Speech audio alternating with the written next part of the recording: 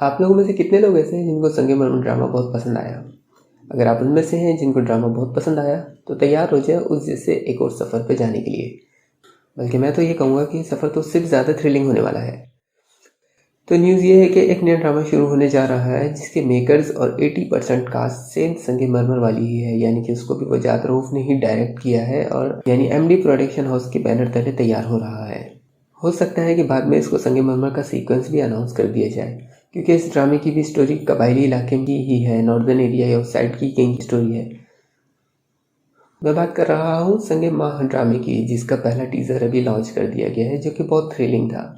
इस ड्रामे की जो सबसे बड़ी बात है वो ये है कि इसमें लीड मेल एक्टर के तौर पे पाकिस्तान के सुपरस्टार यानी कि आतिफ असलम नजर आएंगे। जी हाँ, आपने बिल्कुल सही सुना। इसमें आतिफ असलम जो है वो मेन लीड एक्टर का किरदार अदा करेंगे।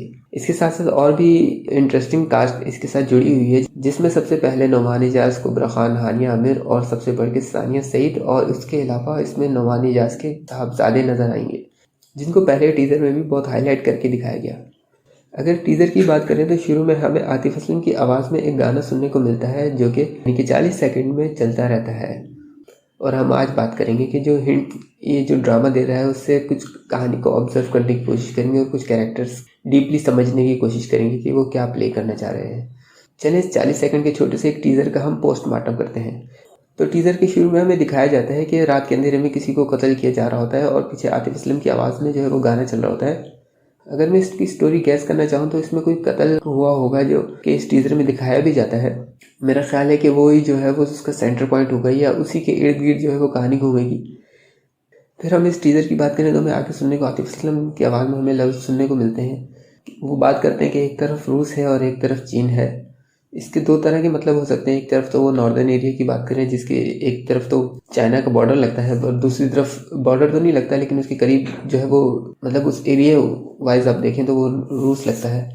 लोकेशन से भी बेस्ड है कि वो ड्रामा उस वहीं का है, तो हो सकता है कि वो वहीं के अपने एरिया की बात कर रहे हो। और दूसरा ये मतलब हो सकता है कि वो एक लव ट्रायंगल की बात कर रहे हैं जिस आतिफ असलम जो है वो दो लड़कियों से मोहब्बत करता हो, यानी कि हानिया आमिर और कुबरा खान।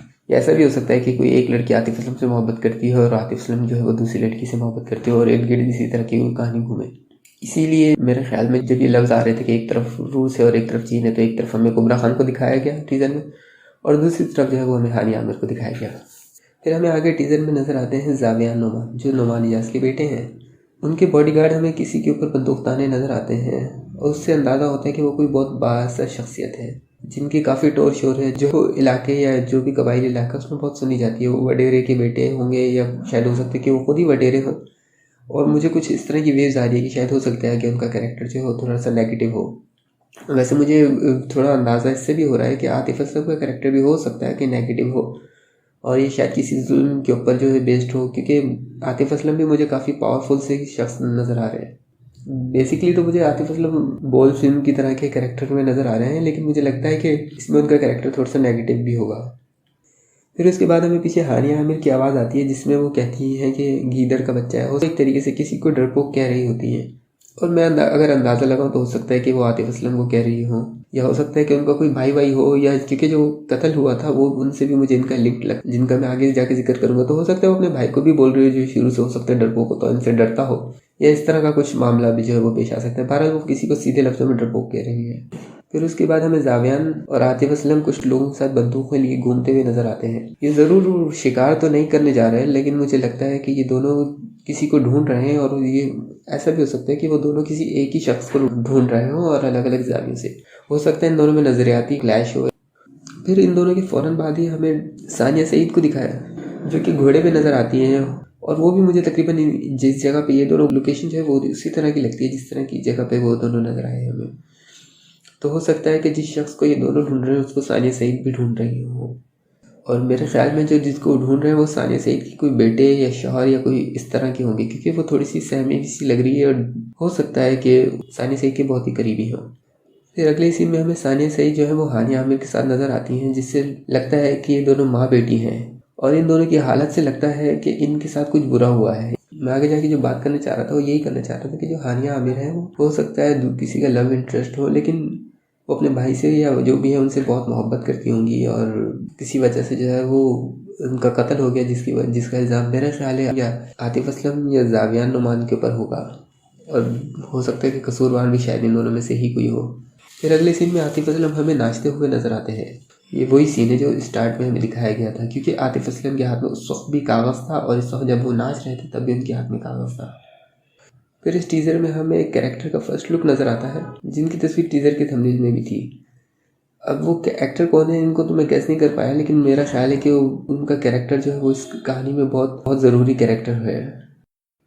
आतिफ असलम के लुक से ऐसा लग रहा था कि वो उनको डरा रहे हैं या धमकी दे रहे हैं या कुछ उनको हैरान कर रहे हैं, इस तरह का उनका लुक लग रहा था। उससे मुझे अंदाज़ा होता है कि वो जो कैरेक्टर है, वो जो भी शख्स मरा है उसके कुछ करीबी रिश्तेदार या कुछ ना कुछ हैं, और वो भी बहुत करीबी हैं, और उनका भी शायद हाथ होगा या कुछ ना कुछ जो है वजह होगी, क्योंकि उनको एक दफ़ा बीच में टीज़र में दिखाया जाता है कि उनके हाथ में उनके हाथ में एक छुरी भी होती है, तो हो सकता है कि इन्होंने भी मारा हो सकता है। और इनके सर की जो पगड़ी है उससे मुझे अंदाज़ा होता है कि वो हिंदू होंगे या सिख होंगे, मुझे ऐसा लगता है। और ये मैं सब इसलिए कह रहा हूँ कि अगले ही लम्हे में आतिफ असलम किसी धुएं वाली जगह पे नज़र आते हैं, जहाँ कुछ बड़ी सी चीज़ जल रही है और उसका धुआं निकल रहा है, पर वो चीज़ क्या है ये तो हमें नहीं दिखाया।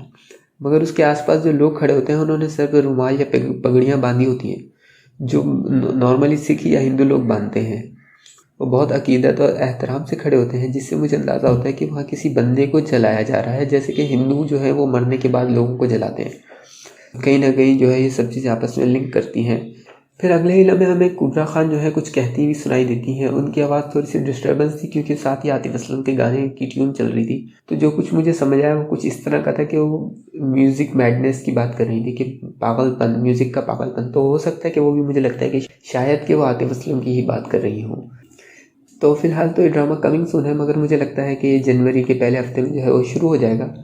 और इसका टाइटल ट्रैक जो है वो तो जाहिर सी बात है आतिफ असलम ही शायद गाएंगे, और मैं तो बहुत एक्साइटेड हूँ आतिफ असलम की आवाज़ सुनने के लिए, ख़ास करके ओएसटी के लिए, क्योंकि इससे पहले आतिफ असलम ने कभी किसी ड्रामे के लिए गाना नहीं गाया। बड़े बड़े सिंगर्स जो हैं वो काफ़ी ओएसटी गा चुके हैं हमारे पाकिस्तान के, मगर आतिफ असलम ऐसे हैं जिन्होंने कभी नहीं गाया। तो उनकी आवाज़ में जब वो सुनने को मिलेगा तो उसके लिए मैं तो बहुत एक्साइटेड हूँ। मेरे ख्याल में और भी काफ़ी सारे लोग जो आतिफ असलम को बहुत चाहते हैं दिल से, वो भी बहुत एक्साइटेड होंगे कि आतिफ असलम की आवाज़ में जो है वो गाना जल्द से जल्द आए। फिलहाल के लिए तो बस इतना ही। होप सो कि आपको हमारा ये टीज़र रिव्यू जो है वो बहुत पसंद आया होगा, और अगर नहीं भी पसंद आया तो कोई बात नहीं, इंशाल्लाह आगे हम इसमें इम्प्रूवमेंट करेंगे। अपना ख्याल रखिएगा। अल्लाह हाफिज़।